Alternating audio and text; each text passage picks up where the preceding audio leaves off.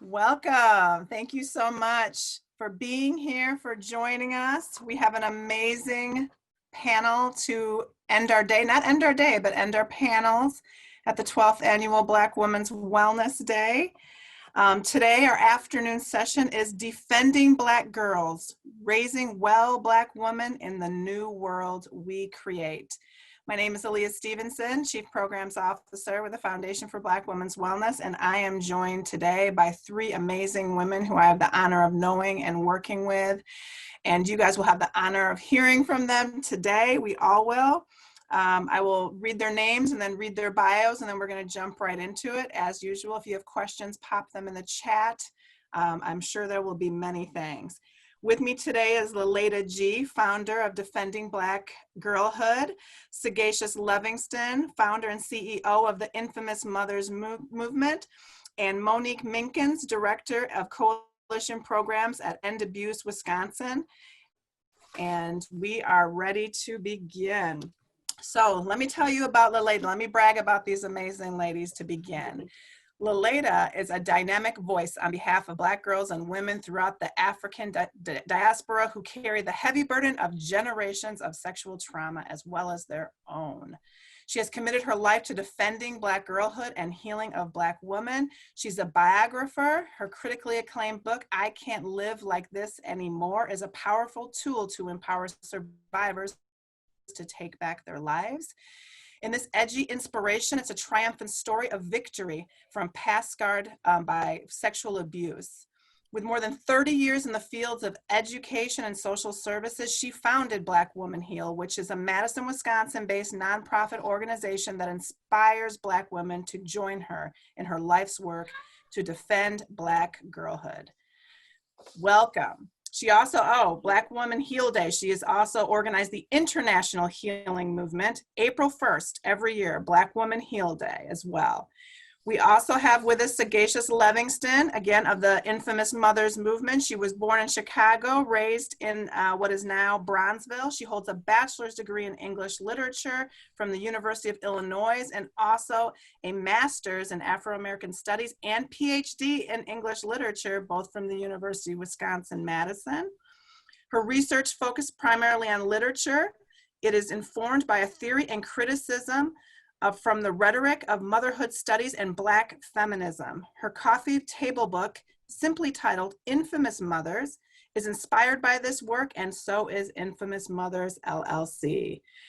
Infamous Mothers brand has been recognized in several publications, including Brava Magazine, the Wisconsin State Journal, Forbes, and Essence. She is a speaker, educator, and consultant. Welcome, Sagacious. And we have with us Monique Minkins, Director of Coalition Programs and Domestic Abuse Wisconsin. She has been part of the anti-violence movement for 10 years.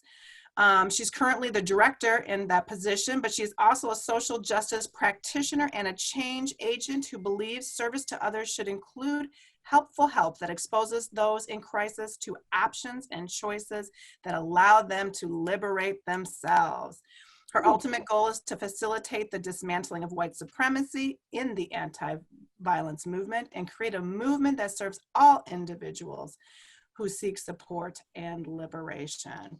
Welcome. Excited to have this esteemed panel of powerhouses. We wanted to end the conference on a serious note so that we all leave together on one accord and with one mind. We're here to do one essential thing: protect our lives and our right to live healthy, well, and free, which starts when we are girls. Yes. So again, we sit with these three powerful leading women, leading three movements that impact this work directly. And we're gonna jump right in to learn more about their work and ask them questions. So let's jump off. Let's start with you, Laleda, but we want to give you each the opportunity to talk about your work for just a few minutes. What do you want us to know about you and about the work you're leading, and why it is critical to building a thriving world for Black women and girls? Thank you. I'm so glad to be here with you all today. And I think one of the main things that I want you to know is that a Black woman sits here in front of you only because a Black girl survived the hell she should have never had to go through. And as I've been working in this field for 30 some years, And as I've crossed over 50, I'm really thinking about the type of legacy I want to leave behind in my work. And in thinking about that, I thought, what is the combination of these decades of work that I really want to leave behind? And that is the idea that Black girls are defended, that they're defended in their homes, in their schools, in their places of faith, and in the community at large. And this is critical because there is no Black woman without the Black girl. You know, our Black girlhoods are the foundation of who we become as Black women. And we don't get to escape our girlhoods just because we're grown. And so I just feel like this is such a foundational understanding as we do work about Black women's wellness, as we do work about Black women healing. We have to first start with defending the Black girl. Thank you. I love that we're beginning talking about surviving and talking about the legacy that we want to leave. Thank you for those powerful words. Sagacious, how about you? Tell us a little bit about yourself and the work that you do. Yeah, so first of all, you all, I did not tell the panelists or Leah this, but I am traveling between 3 states. So I've been in Iowa and just passed through Madison and driving to Chicago. Socially distancing, you all, I'm good. And I'm making sure other people are good. But I'm on the expressway and I'm trying to find a place to pull over. So with that said, I'm going to look in the camera, but I'm going to try not to crash, all right? Because that will go against the whole Black women's wellness thing. Don't do that. So here is a little bit about me really quickly. So who I am today, I think I am struggling with Breonna Taylor, Ahmaud Arbery, George Floyd. For me, it triggered kind of the anxiety and the hurt that I felt with a lot of years of trauma and violence growing up in the South Side of Chicago. And I'm trying to figure out, as a CEO of my own company and as a woman who is setting an example for my 3 younger daughters and my sons, and as somebody who is heading the work associated with thousands of other women, how do I take care of myself during this time? So I think for these past couple of weeks, I've been trying to regain control of my own sense of self-care and health as a woman and as a leader, and just trying to rebrand and rethink the way we do business as Black women in this country. So I've been quiet for a while. But what I can tell you is Infamous Mothers is an education, media, and technology company. And we are currently in a process that we censor the voices of the women that we call Infamous Mothers. And we do that because in part, in a world where Black women are often fighting for a space to be recognized or for our power to not be diminished, I think that there's a particular segment of Black women who's often fighting, and their voices are often forgotten about. They're the women who live outside of respectability politics. And so our company and our movement centers the voice of that woman, the woman who, according to other people, may not have done it right, or who doesn't fit either mainstream standards of what it means to be a woman or even Black respectability standards. And I think finally, prior to COVID, we've been working really hard to build an international virtual community. And I will just end by saying the work that we're doing now has become more focused on that and has quietly behind the scenes been creating the technology and doing the work that we need so that we can keep these women, our women, connected, and more to come on that in the future. Thank you, Sagacious. And we will be talking more about and drilling more into that conversation that you just began about the voice of the forgotten and those who live outside of the respectability politics. So we'll talk more about that shortly. But let's talk to Monique now. Monique, tell me a little bit about your work, and why the work that you're doing is critical to building a thriving world for Black women and girls. Well, I work at in Domestic Abuse Wisconsin, and we are the state coalition for the domestic violence programs in the state of Wisconsin. There are 75 programs, 13 are culturally specific, and the rest are mainstream programs. The majority of those programs have shelters, and the majority of the people who use the shelters are Black women. And so, you know, we are a movement. We focus on how we focus on change, and we focus on liberation, and how when we deliver our services to the state programs, whether our program is about this, whether our message is about dismantling white supremacy, and whether it's about focusing on liberation, or are they just being a Band-Aid? And how do we make sure that people don't keep coming back for their services because they haven't been liberated, or we haven't given them the tools to liberate themselves? You know, the Violence Against Women Act, which was signed in 1995, left a lot to be desired. It was geared towards white women. And yet the people that lack most of the resources to live their best lives are Black women. Poverty, homelessness, all of those pieces, mental health, all of those pieces.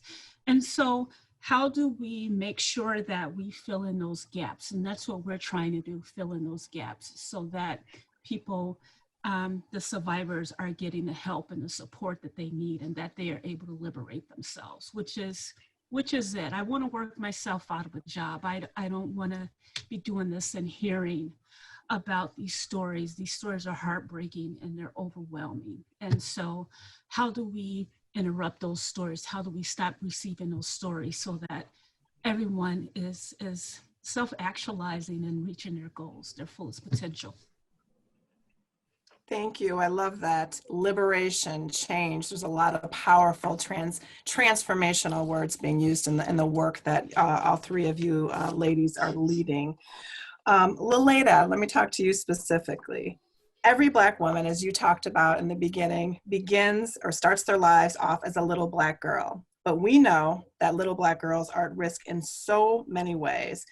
Tell us a little bit more about Defending Black Girlhood movement, and why centering the needs of and talking about our girls specifically in the canon of conversations we have in our community needs to be prioritized. Yes, and it's for that very reason, because there's a quote that I'm gonna misquote, but it said something like, it's easier to do something with strong men than to heal broken kids. I can't remember, but it's something about when our brokenness happens as children, there is so much damage that is done. And if we as Black women are searching for our wellness, searching for our self-care, searching to live our best lives, if we can prevent some things in our girlhoods, then there's less to have to heal. There's less to have to try to find a way to get through what we've been through. And so with my podcast, Defending Black Girlhood, I just tomorrow am finishing about a 20-part series audio documentary about a Black girl, Erica Hill, who was killed in our community. And one of the key issues through Defending Black Girlhood that we're looking at is the some 65,000 reported missing Black girls and women throughout this nation. Erica was missing for 15 years, and unfortunately, she was never reported missing. And so even with that 65,000 number, which is larger than most cities in Wisconsin, even with that number, that's based on those who've actually been reported. And so as I looked at the work that I wanted to do, and using the term, I wanted to be very strong in using the term defending Black girls, because we think about defense when there is something coming at somebody. And there is a lot that is coming at our Black girls. And I'm looking at 4 key areas. That's the home, that's the school, that's the faith community, and the community at large. And, you know, most of us who have been wounded as Black women, it happened within our home. in home family context. You know, some statistics out there say 50 to 65% of Black girls will be sexually abused by the age of 18. So a lot of ill happens in our home. And a lot of that potentially could be prevented had our mothers been healed. You know, my mother carried a generation of trauma that got dumped at my feet, you know, as a baby girl to have to deal with. And most recently, I did an African DNA. And with that test, basically the science behind it is that the same DNA that lives in me actually physically lived in the body of my mother, my grandmother, on back to Africa. And, you know, we haven't talked a lot until recent years about the impact of historical trauma on Black girls. I can enter into a conversation with any Black woman and talk about various things, and they'll come in, yeah, my mother was abused. Yeah, my grandmother. Yeah, I remember my auntie used to say this.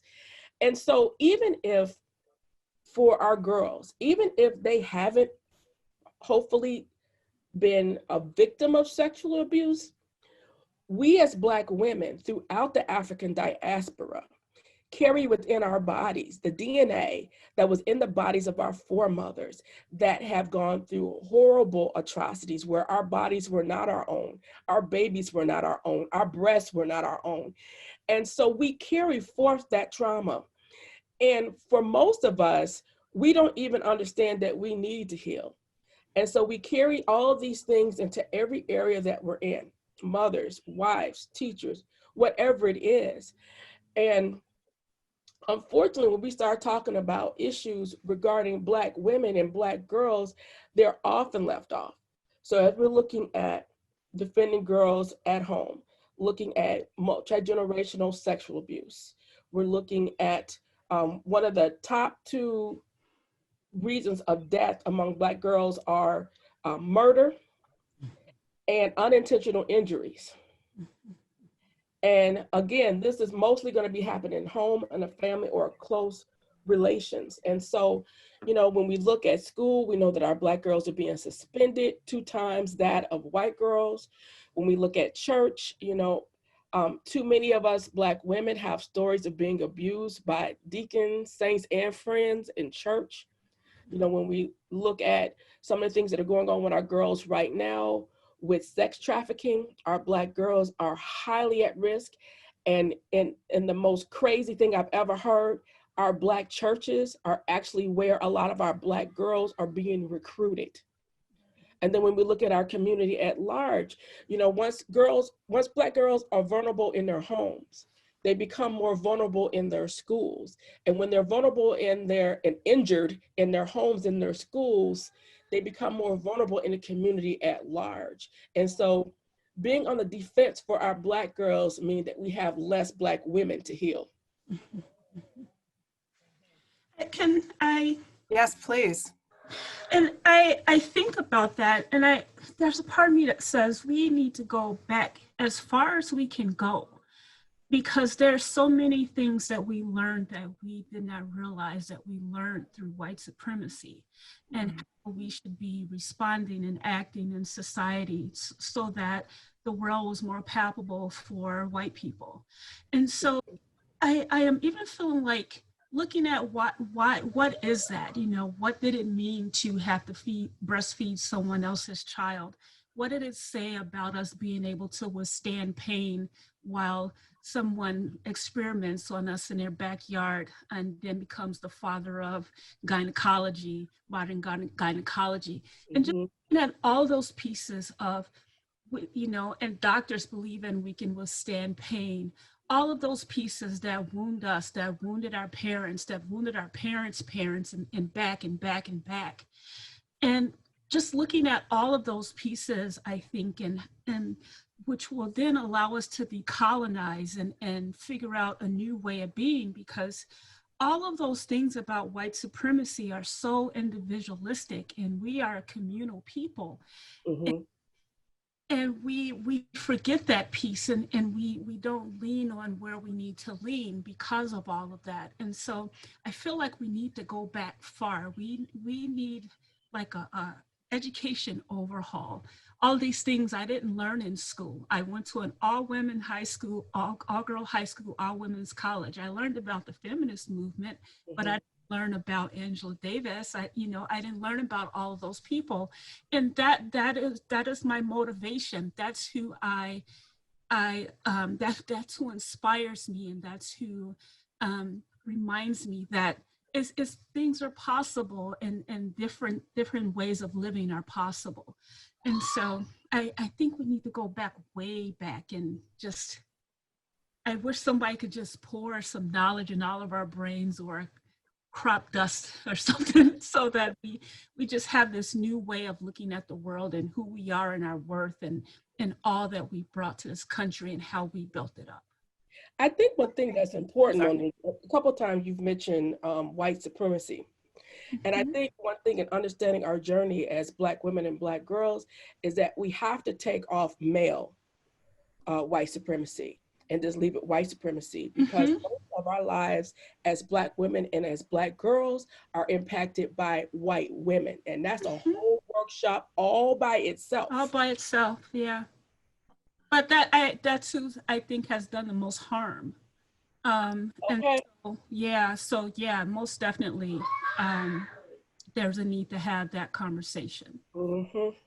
I'm listening to you too, and I'm thinking to myself, Monique, you talk about that pouring into and wishing you could go back in time. Well, I've already learned some things in these last few minutes, so I think that's what this panel is about, is you all are pouring into us your knowledge and your experience. And Leleda, when I was listening to you, when you're talking about that's why we have to be on the defense, but everything that you said to me, I feel like I need to be on the offense. How do we offensively, proactively protect our Black girls in the home so that they're less vulnerable in the churches and in the schools and in the community, as you mentioned there. And we were talking a little bit about, again, this happening in the home. Monique, let's talk about domestic violence. I read some incredible stats that I want to share with you all today, and Leleda brought up some as well, but more than 40% of Black women will experience domestic violence in their lifetime, according to the Institute of Women's Policy Research on the Status of Black Women, in comparison to 31.5% of all women. And then also another report by the National Center for Victims on Crime found that 53.8% of Black women had experienced psychological abuse, and 41.2% of women experienced physical abuse. So we're talking psychological, domestic, physical. And then to speak to what Leleda had begun to talk about, Black women being 2.5 times more likely to be murdered by men than white women.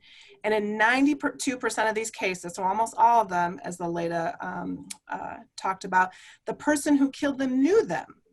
And that 56% of those murders committed by a current or former intimate partner. What then can be done about this epidemic that we're talking about of violence facing Black women? Begin with you, Monique. And it is definitely an epidemic. VAWA, the Violence Against Women Act, was touted as this awesome thing. And if you know the history behind how it came to be, the tragedy of it all is that it ended up in the Department of Justice instead of Health and Family Services.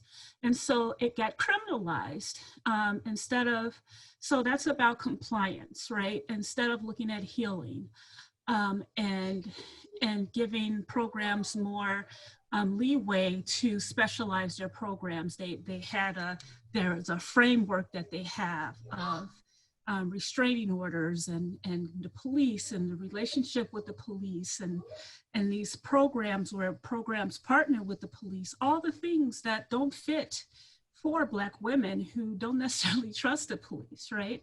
And if you do call the police on your partner, I can name 3 people I personally know that have relatives that were in DV situations and they called for help and their partners ended up dead at the hands of the police. And so people hesitate. Wisconsin is a mandatory arrest state, which means that if you think that there is danger or the abuse will continue after the police leave, they have to arrest someone. No one wants that, right? If we can say that In Dane County alone, 93% of single-head of female households are below the poverty line. And I call the police and they take my partner away, and there goes that extra income in my home, because we're already in the below the poverty line. And so it has to be, there are some pieces where we have to look at how we can shift things around. And yet, in all this time, no one's coming. We have to figure this out on our own in our house. We are capable of figuring this out and doing what we need to do for ourselves. And we have to educate ourselves, and we have to move differently and come together in a different way, and be willing to have those difficult conversations that are uncomfortable and necessary. Too many times, I think, once again, us learning to give of ourselves more than we take and more than we ask for. We give so much of ourselves that we ignore ourselves, and that has left a void for us when it comes to thinking about ourselves and what we need. And so how do we ask for more of what we need? I think that is going to be really important. Thank you. I was really struck by your comment, no one is coming.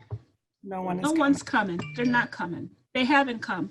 And just like with Val, voices got drowned out. I talked to a couple of the mothers that were there who were like, I was ready to fight somebody. And she's like, I'm a grown woman ready to fight in the middle of Washington, D.C. because they aren't hearing what I have to say. There was a piece on there about the death penalty that they were able to get taken off, but otherwise, no one's coming. They're not coming. They haven't shown up. And we keep it, you can see it in the past 5 years of where no one has shown up, and we have to show it for ourselves. No one's going to save us. And if they do come, they're not coming with everything that we need, because they have no idea. They haven't taken the time to know what we need. We've been saying it, but they haven't been listening.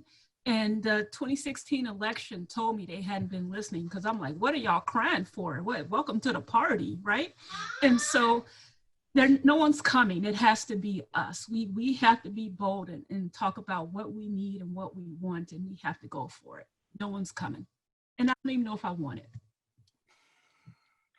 That's so powerful. And we talk about moving differently. And I just think about, the things I did with my 22-year-old daughter and the things I do now with my 4-year-old daughter are very different, because there is a learning curve. We have to unlearn things. And part of that comes from listening to folks like you. I've heard you, Laleta, talk about like not saying, you're not being nice, go hug that person, go do whatever, like respecting the autonomy and teaching girls. And I'm reading that in the chat as well about people having to, wishing that they would have taught something different and understanding different boundaries, and that would have been supported and just part of our culture growing up. But when we know better, we do better. But nonetheless, that desire to have that understanding instead of being there to please or what's nice or ladylike or whatever we're being raised.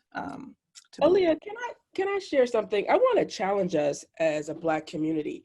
Oprah is the first person that I know who really coined that, when we know better, we do better. That's unfortunately really not true, because there's a lot of us who know better and we're not doing better. We do better when we do better. That's when we do better. And have that challenge, because we have the knowledge.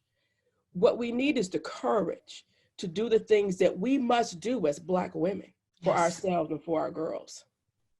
That right there, the courage.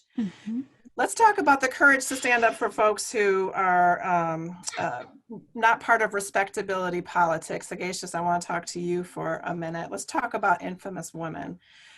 We often delineate and differentiate between which women we think deserve protection and care. And we can talk about that, from a racial perspective of white women, Black women, et cetera, but also within our own race, which women deserve something. What does your infamous mothers movement say about that? We'll go to Sagacious and then we'll go to Monique. You got to come off mute, Sagacious. Thanks. So one of the things that I've been trying to be a really active and engaged listener and to just soak in what everyone is saying, what's in the chat and what everyone and what the panelists are saying. And I think I want to kind of start with approaching this in a way that honors what we've already heard by bringing in Toni Morrison. Toni Morrison, when you read her books, you rarely see white people in the books. White people are a backdrop to the stories, but the stories are usually embedded in a Black world that is influenced or shaped or impacted by outside white activities, something that had happened in the past. So for instance, with Beloved is all about a Black family and their journey, but it's about the impact of slavery on that family. And so when I think about the women that we call infamous mothers, I think mainly about the ways in which, so I want to go back to Laleda's point, and I think I can come in through this way. When we talk about historical trauma and DNA, and I think about the code of true womanhood. The code of true womanhood was in many ways the predecessor of Black respectability politics, right? The idea that when Sojourner Truth showed up and said, "Ain't I a woman?" Right? The fact that she had to prove and say, because white feminists were not accepting her brand of womanhood as being, she was disqualified as a woman. And she said, "I understand that, I'm able to do this, I'm able to do this, but I'm able to do this, but ain't I a woman," right? And I think Black women in many ways for centuries have had to make the argument, but ain't I a woman? Is my pain not valuable? Do I not deserve to be protected? And so we fell under, in many ways, that code of true womanhood that defined white womanhood. We fell up under that umbrella, and we reconfigured a lot of that, and we formed it over and I'm condensing a lot of history. We took something that was happening in one century and then put it in another century, and then we called it Black womanhood, coming from the Club Women's movement. But I'm saying all of that to say it's a double-edged sword. So in one way, we took on that respectability so that we can be seen and respected and to be protected, and to be seen valuable. It was part of our politics. We understood that the only way you were going to recognize us is to identify us as women. And so we had to take this on. But where the problem comes in is, in doing that and taking that on, we have taken on all of the problems associated with subscribing to that set of politics, which means, well, you now don't qualify if you don't live within this particular parameter, which means now you are outside of not just respectability, but you're outside of protection, right? Going back to the later idea of defending Black girlhood, right? So if I see you as a little girl and you are fast to me, well, I mean, I'm not saying what happened to you deserve, but you could have curbed what happened to you if you hadn't been so fast. The problem is we look at little girls when they're born, and we can see a little girl and say, "Oh, she looks fast," just because and then as that girl grows up, and then she gets more in touch with her sexuality, then that's really a problem, because you can't be both a respectable woman and in touch with your sexuality, right? So there are all of these rules that we have kind of fed into. Yes. That have in many ways put us at risk. And I think that's where our work comes in. So then that goes into what Monique is talking about. Well, because you're not feeding into this or living by these particular standards, then we're not saying it's okay that you're abused, but we understand, right? Like, there's a code that you have to follow in order to be protected as women in society, right? And we're not saying that. We're not saying it. We're not even aware of it, but that's what we're performing, right? If you're not following if you're not sticking to these things, then we can't help you. We can't help you. So I remember, even with me being a single mom, being told, "Hey, why don't you wear a wedding ring to look more respectable," right? Like, why don't you do these things? And so I'm going through all of that to say, the work of our movement is about that forgotten woman. We're saying, you know what, we understand that in the era of Black Lives Matter, in the era of the motherhood movement, there's a whole population of women who should be protected by both of these movements. But we understand that you don't qualify. You don't qualify in Black Lives Matter, which was started by 3 women, because at the time when we started Infamous Mothers, the focus wasn't on the voices of women. And you don't qualify in the motherhood movement because you're not quite the right kind of mother. And so our programming is about our programming, our work, our philosophy is really about centering the voice of that forgotten person and to highlight the fact that there's power from the margins. Mm. Okay, Amen. we're coming through now. I know that Monique had something to say, and Laleda, you look like you have something to say. So let's go to Monique, and then we'll go hop over here to Laleda. Let's go to a little later. I'm good. Okay. Well, first of all, you snapped off, Stacey. And I love that idea about that whole thing about being fast, and I think, I had a conversation with one of the founders of Black Lives Matter, and I know we're going to get into this later, so I won't go further in this, but I feel so often as Black women, we are our own gatekeepers. Mm-hmm, mm-hmm. And we prevent ourselves and we prevent our girls from being on the agenda. Mm-hmm. And so often we set the agenda for what's going on in the Black community. I was part of a large march here in town by the church, and we were all chanting, "What's his name? George Floyd. What's his name? George Floyd." And then they said, "What's her name?" Breonna Taylor. Mm-hmm. And that is just so true about what is true. And always finding a reason, and particularly when I look at the Black family, there is always a reason to villainize the child victim and protect the perpetrator. Mm-hmm. And I think we continue to look for reasons to find a reason, because it can't be this Black man. It's got to be something you did. So then we internalize that there's something wrong with us. There's something wrong that our behinds may be wider or higher, that we might develop breasts sooner, that we may be curvier than the average white 10-year-old girl when we're 10. And so we continue to put ourselves and be put on the defense as if we don't deserve to be protected. I'm just, oof. Yeah. Hello. No, there's so much meat going in. You're perfectly going into the next question. So we're just going to pick that up around Breonna Taylor, say her name. So despite the fact that Black women like you all are leaders in the health justice and Black Lives Matter movement, and the needs and justice for Black women continues to be overlooked and ignored, we would be remiss, and we wanted to ensure that we acknowledge and name the failure of justice for Breonna Taylor. Despite a settlement reportedly being reached, still none of the 3 officers involved in the flawed raid on March 13th that resulted in the death of Breonna Taylor has been charged with a crime. Andrea Ritchie, one of the authors of the groundbreaking Say Her Name report, explains, women's experiences of policing and criminalization and resistance have become unworthy of historical study or mention, particularly when those writing our histories are also men. How do we continue to say her name? How do we continue to bring greater awareness to this issue? I want to bring it back to us and the power that we have as Black women. We are the first mothers, okay? And so what we have to do is, when you look at historically marches, if you look at marches today, it's going to be Black women on the front line. It's going to be Black women with the signs out there protesting.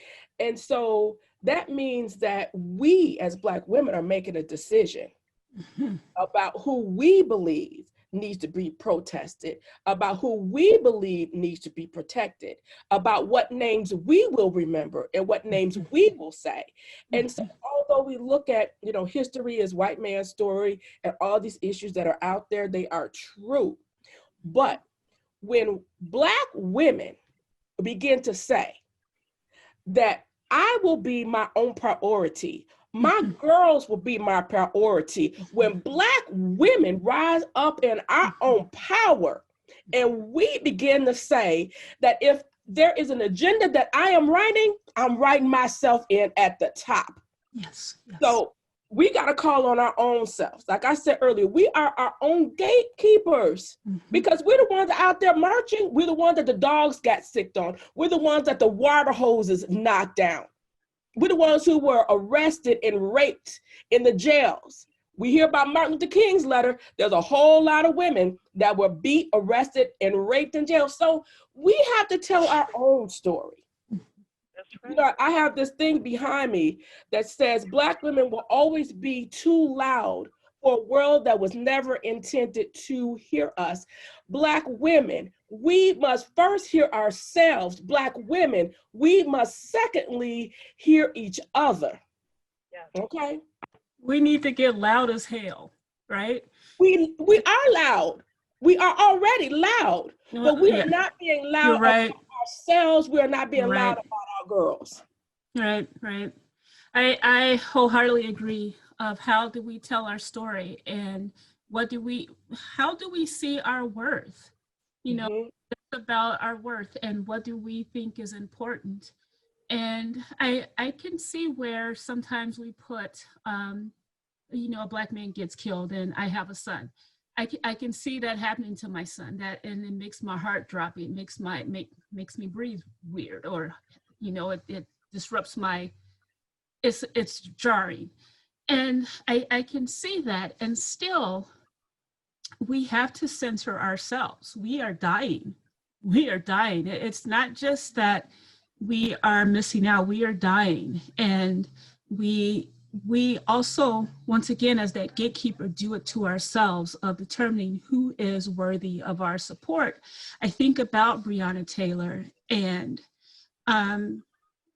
it seems like people kind of got more on board when we found out she's a paramedic and that she's doing something respectable, right? But then we have Crystal Kaiser in Kenosha, who was forced into sex trafficking, who is just as valuable, and that's a child, that's a babe. And so we have to rise up for each other instead of picking. And white supremacy has done that for us. It has taught us to turn against each other. Those are the pieces we need to unlearn. We have to decolonize and learn what we have done and what we're capable of. We are capable of some pretty amazing things. If people just got out of the way, just give us the money and we'll do it. Right. And here's one of the things I want to say That right part right there. when we talk about George Floyd and the countless of Black men that have been gunned down in the street. But when we look at Breonna Taylor, when we look at Atiana Jefferson, we have to realize that this is a very different conversation. These are women who were in their homes. Damn. Yeah. That is a different level of crisis that we have as a Black community, but we're not being loud enough about it. And when I think about, so there's a couple of things you all have said. So one of the things that I struggle with, just to be transparent here, I struggle because, again, once I learned about Ahmaud Arbery, once I learned about George Floyd and Breonna Taylor, instead of me getting louder, I got quiet. And I didn't get quiet in the ways that I normally would get quiet when I do get quiet about things. I started saying, Sagacious, I don't want my friends out there marching for me because I don't want to be dead. Right, that part right there. And my death may not come by gunshots. Mine was coming quickly because of hypertension, diabetes, all of these things that because I was always putting me last. I looked at a picture of myself one day and I you know what was saving me is that I paid for these very expensive photos because I thought that photo was me and I hadn't been that woman in years. I forgot how to be me. And so I had to make a choice. Do I run to the front line? Or do I stop and say, Sagacious, you have I have a partner that's incarcerated. I have a child that has an underlying illness. I have a family member that has dementia. I have children that I've been homeschooling before the world was in a pandemic. I'm at the intersection of all the things that people talk about when they talk about Black women. I am overweight. I have all of these things. At what point do I stop and put out all the fires for other people? And when do I stop and say, Sagacious, you have to take care of yourself? So at this point, with so much death around, and then it bothers me that we don't say our names or her name until we're dead, right? So I don't want to be I don't want to be commemorated in that way. But the other piece is, so that Sagacious realized that she has to take care of herself and set an example for her child. And here's where that stuck home with me. Years ago, my daughter was cooking for our family. Maybe she was about 10. And I came home and she was in the corner. She was hungry. And I said, well, Diana, why are you sitting there hungry? And I know you just cooked. Well, because I wanted to make sure everybody else ate. That's not an example. And I remember telling her, listen, you don't ever spend another day where you slave in the kitchen and you make sure everybody eats before you. But I get that she got that from me. So me realizing I don't want that from my 3 daughters, and I don't want to set that example for my son, I had to turn the ship around. And that was hard. But saying all of that to go to the next part, I know that whatever I do in business, I'm going to check in with Laleta. I'm going to check in with Lisa Payton Care. I'm going to talk with Monique about domestic violence and ending abuse. I'm going to check in with Brandy Grayson. I don't move as a company unless I'm in contact with the front line, which is other Black women in business, whether it's nonprofit or for-profit business. And I don't move in that way because I understand white men don't move unless they're moving with each other, right? And so I have to learn how to build business practices that's not about taking a little peanut that they throw at us and then run to it like I'm a dog or a monkey and just be thankful for the little bit. I have to stop and say, all right, ladies, where are we in on this? And how are we going to move forward? And how do we get you all in? And so I think the final thing is the way in which we handle media, the stories that we tell. We understand the stories that other people are going to tell about us, but what are the stories that we're going to construct about ourselves in conjunction with each other and exclusively, right? That has been work that's very, very important to me, narrative control. And I think the final thing is very important that we challenge the respectability politics. Now, I will tell you this, and I've had very open conversations with Aaliyah about this. Not sure if I talked to Lisa about this, but because of white supremacy, there is that color thing, that colorism thing that we have within the Black community. There's a thing that I'm supposed to say, well, you know, Sagacious, you got this type of hair and you got this type of skin, so you probably shouldn't be hanging with, Aaliyah is better than you, or Lisa is better than you, but they're not your sisters, they're your competitors. And I can't live according to that because I know that that is a lie that was told by somebody outside of us. And it's up to us to kind of break through those barriers, right? So it's all about the ways in which we undo certain things, the way in which we reverse certain things, the way in which we build new ways of doing things, and in the ways in which we honor the voices within ourselves. We are always the martyrs on the front line. And I think at some point, as Black women, I appreciate when our white allies are out there on the front line marching in our name. I appreciate that because you know what that means? That means for a change, I can go in the house and feed my own babies as opposed to coming from a history where I'm feeding other people's babies. Come on. Ooh, I could listen to this panel all day, but I want to be, we have 12 minutes and we need to bring some powerful steps, action steps. So I want to ask you ladies, what is the most powerful step or couple steps that we can take right now, individually and collectively, to protect Black women and girls and build a thriving future for ourselves? I will say that the most important step that we can take as Black women is to heal our own lives. Yes. Because when Black women heal, Black girls thrive. Yeah. Yeah, I agree. We have to take care of, we can't feed from an empty well, and we do it often. And just in social services, oh, I need a break because I've been grinding at it for a long time. And so how do we have to give to ourselves, but we also, I keep saying this, we have to figure out what parts of the part that people didn't want us to celebrate, what parts have we carried forward so that we can let that crap go.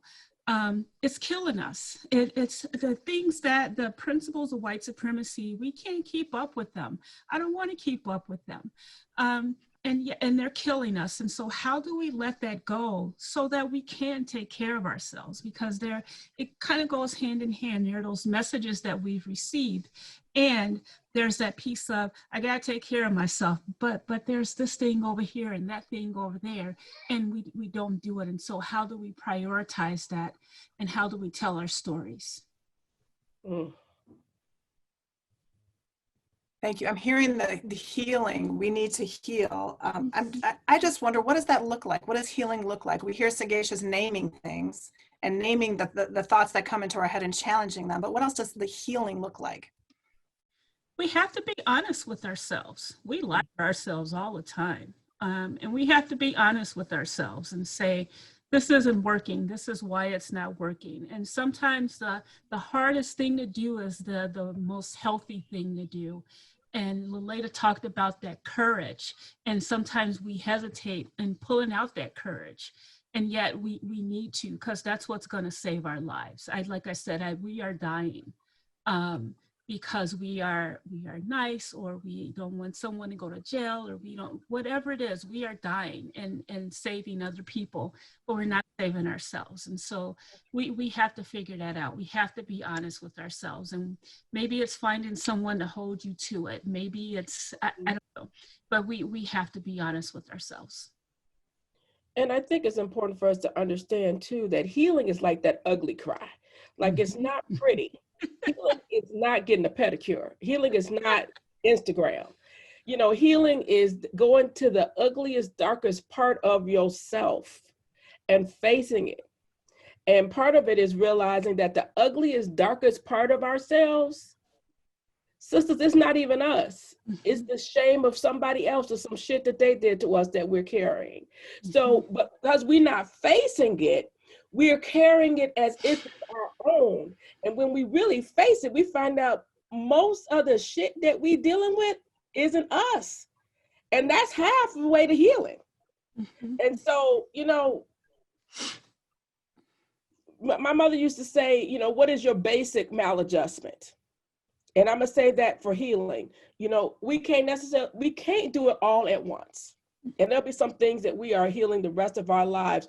But if we go to our basic maladjustment, she was just like, okay, I know it's maybe 5, 10 things on this list, but what is basically wrong with you? And let's deal with that. And then that thing helps you deal with the next thing on the list.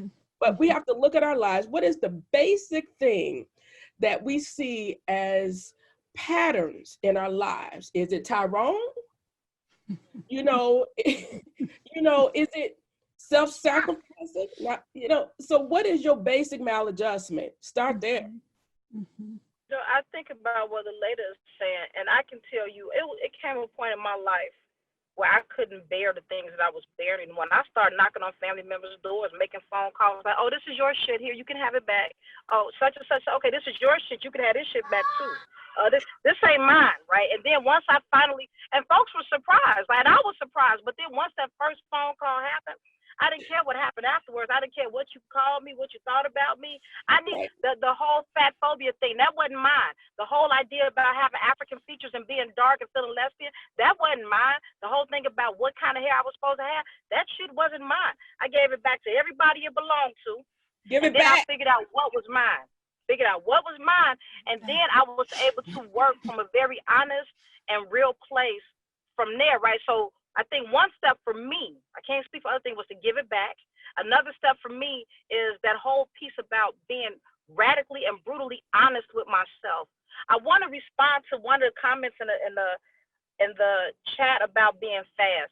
One of the challenges I have, what we call a little girl fast, is how does she get fast according to our standard? Was she molested? Is she somebody that was and that kind of shaped the trajectory of her sexuality? I remember a friend of mine said that she was getting her diaper changed, and her mom rubbed over, you know, one of her private parts. I don't know what I can say on the songs. You know, I'll say anything. I'm trying to be respectful. But her was rubbing over her girl parts, and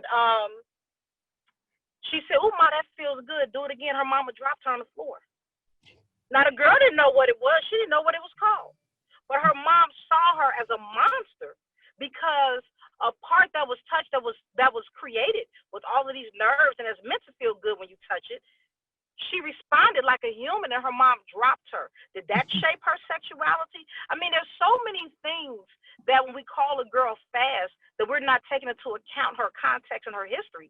That I get worried about. And so I remember sitting in the car a couple of days ago. I watched these two very shaped, little girls were shaped just like their mama. Big butts, big legs, like they were shaped just like their mom. And I remember looking at them and saying, people are not going to see them as a 10-year-old and 11-year-old who are just out here playing. Folks are going to be uncomfortable with these girls' bodies, and they're going to make the girls feel guilty about the bodies that they have. Then those girls are probably going to internalize that and start performing other adults' guilt, right? And reacting to that, right? So I'm very careful we talk about girls being fast because I don't understand. I need to know the context. Right, I need to know the context. There is no context for it. There is none, and she could be and imitating. that's my entire point. Yeah. There is no, and really, our mothers, more than anybody, in many ways, helped to shape our sexuality. Yes, So what their sexuality was shaped by. You know, and so that had such a piece to it. You know, my grandmother used to call me fast. And, you know, as I got older and wiser and realized that my grandmother, who had her first child at 15, had also been sexually abused, I began to ask, why didn't you recognize? When I found out my mother had been sexually abused, why didn't you recognize? You know, when I told her about the abuse, she said there was something about the look on your face. And I questioned, wasn't that look on my face for the last 5 years? And so part of it is we recognize it. And instead of embracing it, because I don't want to embrace the ugliness of my life, when I see that pain on my daughter, I can't embrace it for her either. You know, and so part of embracing our dark side gives us the freedom to embrace our daughters and sometimes stand in front of them so they don't even have to develop that dark side. And I think even when, so we go from dark side and then let's go to the flip side. I had 6 kids and I didn't know what my vagina looked like, but everybody else did. Everybody knew what the doctors, the men I had kids with, everybody knew more about my body than I knew about my body. And then and then as time go on, I start talking to other women. You'll be surprised how many married women I know who are saying, I don't even know how to enjoy sex in my life. I don't know how to enjoy my body. I don't understand my body, right?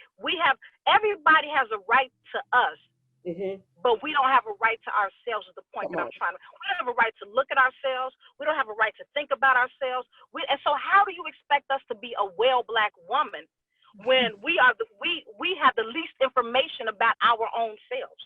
My God. Right. And I think that's very important. I think we shouldn't have to associate our sexuality with, you know, being dirty or being the dark side or us, you know, I think that should be a God-given right that we have to be able to embrace it. Like we embrace our arm, our mind, our mouth, all of the things that we have to embrace as people. We have been taught that that's the thing that we should be most afraid of, but that's the thing that's often violated and that we have the least control over. I hate to be the bearer of bad news, and I hate to be the one that has to break up this type of conversation because I could listen to this all day. I love that piece about it's time for us. What I'm hearing is time for us to take control of ourselves. Other people have been naming what we need and having more ownership over ourselves than we do. And it's time for us to take control, to protect, provide for ourselves, because as Monique said at the beginning of this, no one's coming. And can I just say this? And also, if we have more compassion for ourselves, we can extend it to each other. Yes.